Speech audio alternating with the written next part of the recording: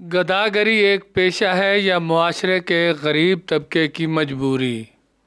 آج کے معاشرے میں گداگری نہ صرف ضرورت ہے بلکہ پیشہ بن چکا ہے۔ ناظرین، ہماری ویڈیوز کو شروع سے آخر تک مکمل دیکھیں تاکہ آپ کی قیمتی آراء سے رہنمائی حاصل ہو سکے۔ شکریہ۔ پیشہ ور بیکاری میدان میں آ گئے ہیں اور وہ گداگر جو کبھی مساجد کے باہر ملا کرتے تھے یا بازار جانے پر ایک طرف سر جھکائے بیٹھے نظر آتے تھے، اب وہ ہر گلی، ہر محلے، بازار و سڑک پر عام نظر آتے ہیں۔ نہ صرف نظر آتے ہیں بلکہ بھیک مانگنے کے لیے پیروں میں بھی گر پڑتے ہیں۔ وہ فقیر جو کبھی اللہ کے نام پر ہاتھ اٹھائے راستوں سے گزرا کرتے تھے، اب ان کی جگہ پیشہ ور بھکاریوں نے لے لی ہے، جو ہر بندے کو پکڑ کر، راستہ روک کر، دروازہ کھٹکھٹا کر بھیک وصولنے کو حق سمجھنے لگے ہیں۔ اکثر تو یہ دیکھنے میں آیا ہے کہ کم بھیک ملنے پر بھکاری آپ کو سرواتیں سنا کر نکل جاتے ہیں۔ گداگروں کو گلی محلے، سڑکوں یا بازاروں میں دیکھنا معمول کی بات ہے۔ اب تو ہم انہیں نظر انداز کرنا بھی سیکھ گئے ہیں۔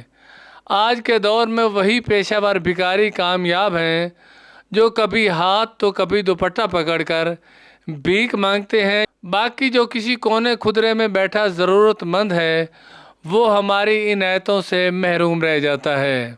اس کی مدد تو دور، ہم اس پر نگاہ بھی نہیں ڈالتے۔ بھکاریوں میں کئی قسمیں ہیں جنہیں ہم معمولی تصور کرتے ہیں، وہ قطعی معمولی نہیں۔ یہ ایک شرم کا مقام ہے اسلامی ریاست کے لیے، اس کے حکمرانوں کے لیے۔ ان کے دور میں گداگری اس قدر عروج پر ہے۔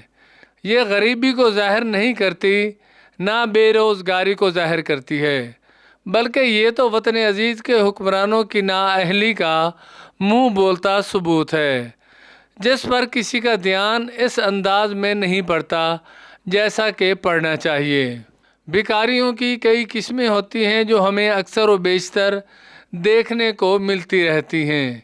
ایک وہ جو بھیک ضرور تر مانگتے ہیں، جو کسی محتاجی یا جسم کی معذوری کی بنا پر ایسے وہ ضرورت مند ہوتے ہیں جو کسی راہ گزر سے الگ خاموشی سے بیٹھے ہوتے ہیں۔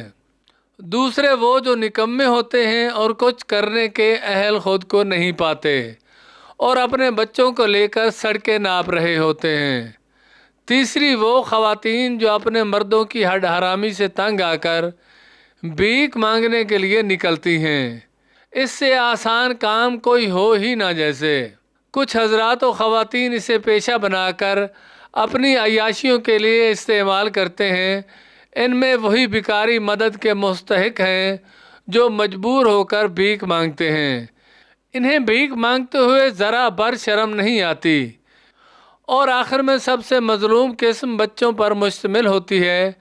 یہ بچے آپ کو جو اکثر بھکاری بن کے ملتے ہیں، ان میں اکثر ضرورتاً اور ان کی اکثریت مجبوراً بھیک مانگنے پر مجبور ہوتے ہیں، کیونکہ یہ یرغمال ہوتے ہیں کچھ درندہ صفت لوگوں کے، جو خود کچھ نہیں کرتے مگر بچوں کو کبھی اغوا تو کبھی تشدد کر کے زبردستی بھیک مانگنے پر مجبور کر دیتے ہیں۔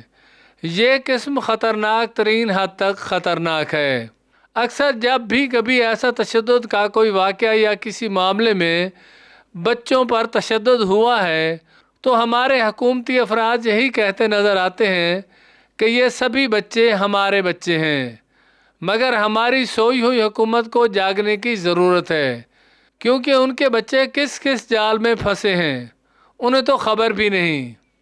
اگر احساس ہوتا تو یہ بھی بہت تھا کہ ان کے دور حکومت میں ننھے فرشتے بھیک جیسا کام کر کے اپنے ذہن و سوچ کو غلط سمت لے جاتے ہیں، اور بڑے ہو کر ان کے مجرم بننے پر سارا قصور انہی حکمرانوں کے سر جانا چاہیے۔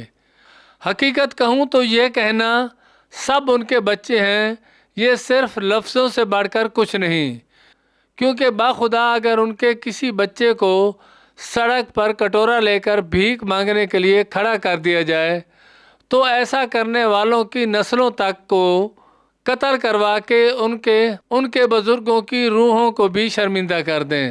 پھر بھی التجا انہی کے گوش گزار کرنی ہے کہ ہمارے معاشرے کو اس بڑھتی ہوئی غداگری کو فروغ دینے کی ضرورت نہیں ہے، اسے اب زوال آ ہی جانا چاہیے۔